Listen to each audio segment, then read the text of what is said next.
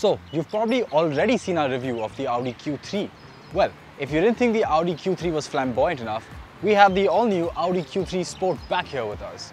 Well, what's new with the Sportback? A lot, but it's mainly down to aesthetics and not down to mechanical. So, if you would like to know what the Audi Q3 or what the Audi Q3 Sportback drive like, click on the link above over there and you can check out our Audi Q3 review. But let's talk about what's new on the Q3 Sportback compared to the regular Audi Q3.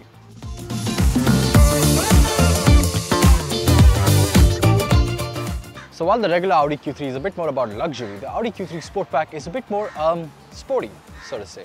So this comes equipped with the S-Line styling package as standard, and what you get with that package is a new grille design. You get the honeycomb grille design with little aluminium inserts in there. You get a brand new front bumper design, so a lot more aggressive looking than before. You also get brand new wheels. Earlier you used to get 18 inches 5-spoke with the regular Q3. But with this one, you get a 5-spoke design, but it's a twin-spoke 5-spoke. Yeah, it's still 18 inches. This turbo blue paint shade that you see over here is exclusive to the Audi Q3 Sportback, just like the paint shade of orange was exclusive to the regular Q3. I like that Audi is bringing in a bit more colorful sort of colors. It kind of makes their cars look a lot better, and I wish they continue, because I think for the longest time we've just seen Audis in whites, greys and blacks, and this is quite a welcome change. So now let me talk about the big change, the biggest of them all. You have to go to the back for that, so let's go head on over to the back. So, as you can obviously tell, this now gets a coupe-like roofline, and it's the only car in its segment that has this coupe design. If you want to get another coupe-like car from either Mercedes-Benz or BMW, you're going to have to look a segment above, so probably around 15 lakhs, 20 lakhs more. In terms of dimensions now, this is a bit of a smaller car, overall size, in terms of length, width, height, compared to those cars. So it gets a bit harder to sort of mask the coupe design and also still make the car look that athletic. But I still think Audi has done a pretty fantastic job. I mean, this car is quite a head turner. The entire time that I was driving here to our shoot location, I mean, I turned a lot of heads, and I think the paint shade over here is also to credit, because it really adds to the entire appeal of the design and makes it look a lot more flamboyant. So going with the S-Line package now, you get a brand new rear bumper, a bit more aggressive. You don't get the fake exhaust anymore, thank God for that. But you do get this bit more handsome looking rear bumper with this aluminium finish. You also get aluminium inserts on the side over here. But apart from that, most of the Audi Q3 remains the same. These are the only aesthetic changes. Now even from the interior, most of what you see on the inside is exactly like the Audi Q3. The only changes that are truly there are to the rear seat. So I won't waste your time showing you what the front seat looks like. I'm instead going to show you what the rear seat looks like.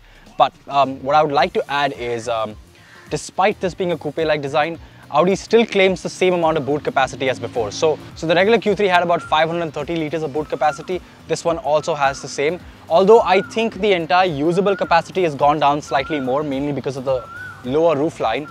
But if you are the kind of person that generally packs whatever they do under the parcel tray, then yeah, it's the same. Especially, it's quite commendable if you think about the fact that this also comes with a spare wheel that's tucked underneath.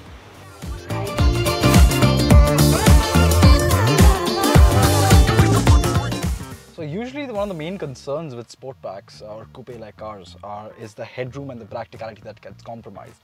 But since this car has grown quite a lot in terms of dimensions, the new Q3 I mean, so now you can adjust the seats. This seat is here in my driving position. As you can tell, I have sufficient amount of headroom.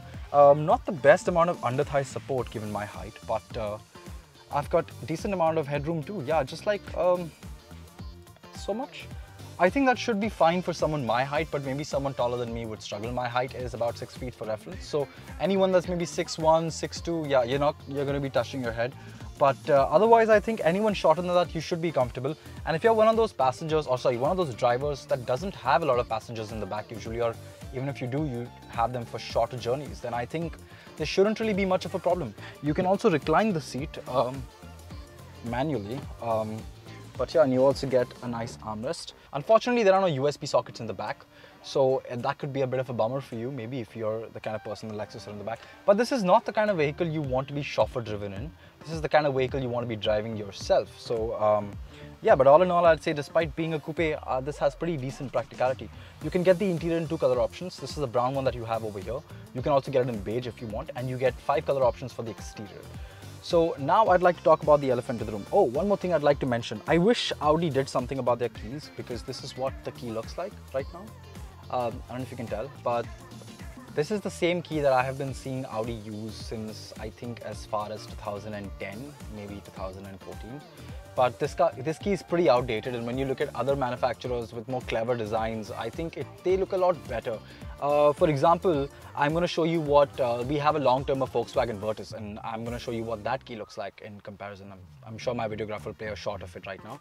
But yeah, as you can tell, the Volkswagen key looks a lot smarter, and I think Audi needs to do something about that, because no matter what Audi you're driving, this seems to be the key, and I wish they upgraded that. So small little gripe, but again, if you don't care, you don't care. So in the Q3 Sportback, you no longer get the panoramic sunroof. Instead, you get a single pane sunroof over here. And I don't know if that's a deal breaker for you. To me, I don't really care. I'm the one usually in the driver's seat, and as long as I have something above me that I can open, I think that's good enough. But if that's a deal breaker for you, then yeah, I don't know what to say. Now, on a side note, this whole coupe car, experiencing it for the past day or so, got me thinking about a few things. About how coupe-like cars are getting more and more common. You remember the trend when SUVs started to blow up and then everything was an SUV? Well, I think the trend is slowly changing, and now you have more and more coupe-like cars coming. So this is technically the only car in its segment that you can get as a coupe. You can go a segment above. And I think the new Maruti Fronx is going to be another coupe-like car. So as you can tell, they're becoming more and more common. A long time ago, it used to be quite a concern because cars lost a lot of practicality. But these cars have grown significantly in size. I mean, this one alone, the Q3, over the previous generation Q3, has grown quite a lot. So I think it has the amount of space that it would need for it to still be flamboyant, but also be practical enough. I'm not saying it's uber practical, I'm just saying it's practical enough.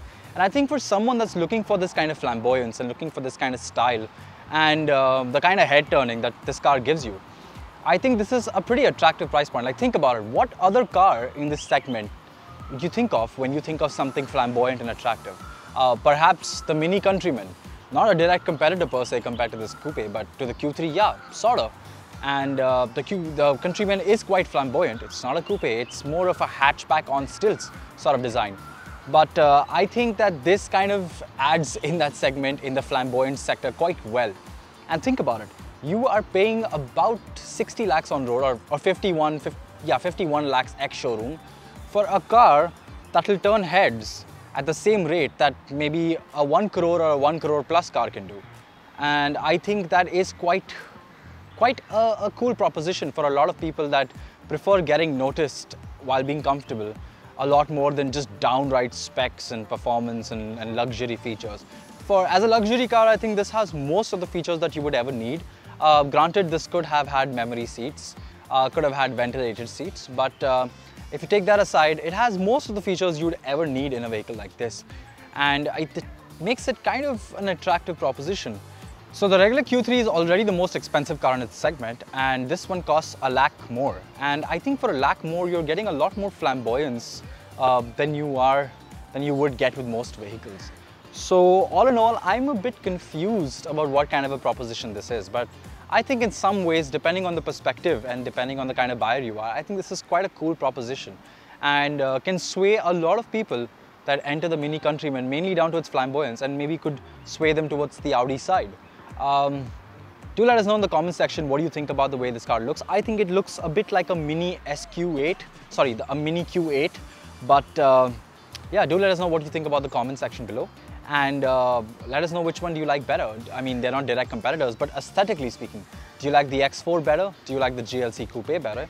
Or do you think the Audi Q3 Sportback does a pretty good job for a coupe despite being slightly smaller in dimensions? Well, if you like this video, do let us know in the comment section below. If you didn't like it, well, don't let us know in the comment section below. But this is Gavin Rodriguez signing off, and thank you so much for watching.